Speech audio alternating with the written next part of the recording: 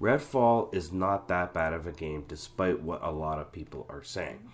Now, I know the scores range from terrible to okay to, in some people's cases, great.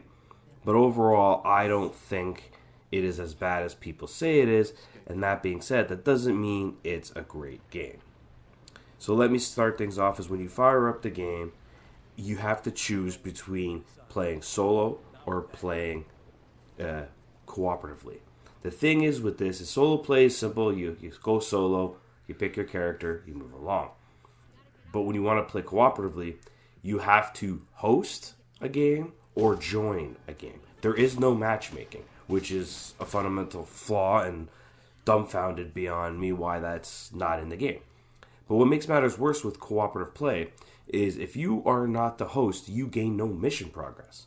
Yes, your character level, your currency, whatever loot you find does carry over.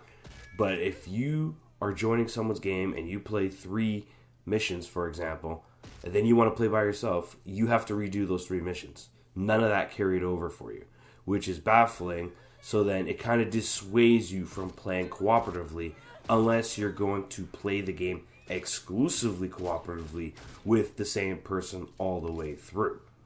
Because if you're going to play with one person and then go play with somebody else, they might be in 2 different parts and it becomes a mess.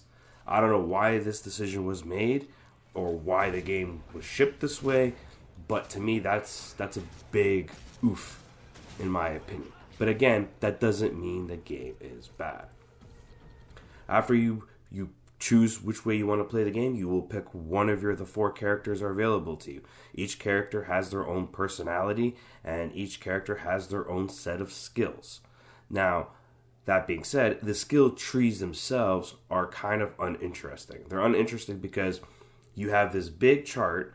One section is for one ability, another section is for another, and another section is for your ultimate, which is great, and you'll pick nodes that can improve. So for me, I chose the character Jacob, who has a cloak, and I've been upgrading the cloak. However, there is a section of the skill tree that is specifically for being able to carry more ammunition and being able to heal yourself a little bit more when you're low.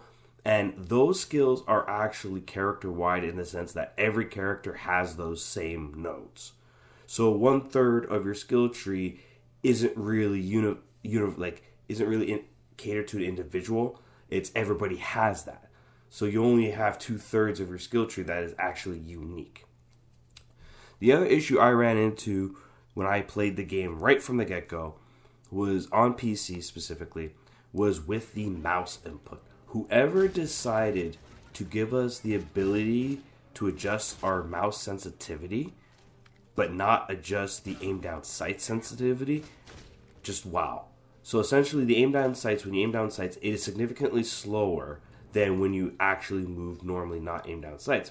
The problem for keyboard and mouse users is you have your sensitivity set a certain way, and then when you aim down sights, it's completely out of whack. And when you have guys teleporting left, right, and center, and you're trying to aim at them, and then your aim down sight speed is incredibly slower, and you can't even tweak that, that's another oof in my opinion.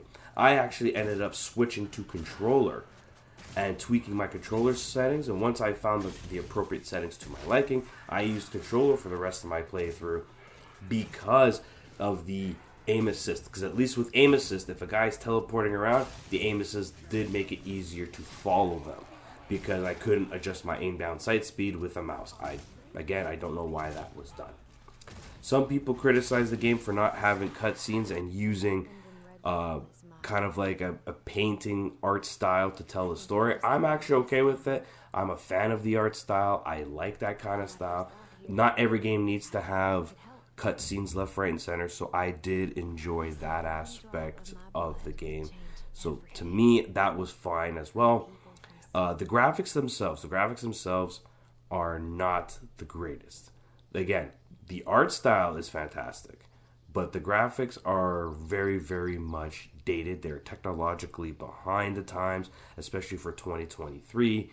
And what makes it even worse is for console players, you don't even have a 60 FPS mode, which is baffling because the hardware is very much capable of doing that. So why that happened, I don't know. So yes, Redfall does have flaws. But the game itself, I still found enjoyment in it. Yes, the story is very lore driven. You're not going to get a lot of cutscenes. You have to read a lot of it and look into the characters and the dialogue to be able to understand fully what's going on. If you avoid all that stuff, you will get a very, very loose story. But it's not hard to follow. The game itself, the gameplay itself, the enemies, yes, the enemies are dumb. They are dumb. In my playthrough, I did only find one bug where a guy wasn't actually walking. He was just sliding along, not moving his legs.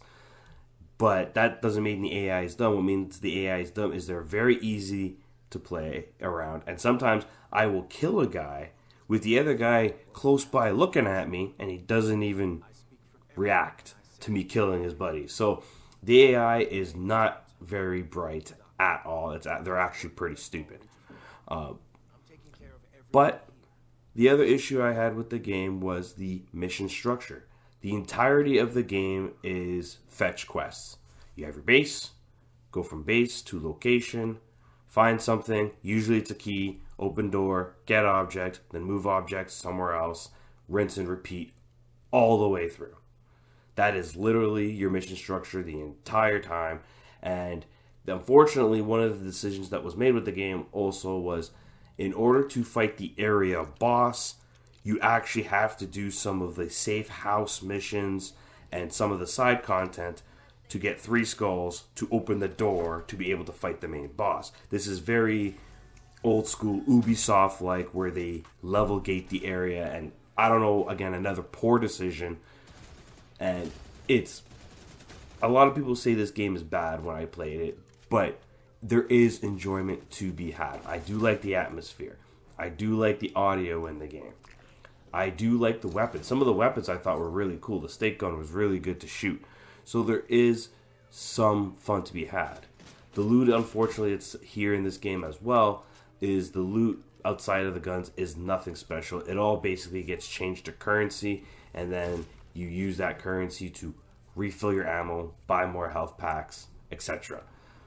Everything about the game, if I was to describe it in one word, feels underdeveloped. It feels like this game needed more time in the oven. That being said, I have some fun with it. It was a very casual game where I could just jump on and roam around the world, shoot some enemies, shoot some vampires, and have fun. So the game isn't bad, because if you're having fun, then you're enjoying yourself. And to me, that is not a bad game. It is a fun game that has some flaws. That if you're playing on Game Pass, it is 100% worthy to check out. But if you're going to pay $70, I would say don't bother.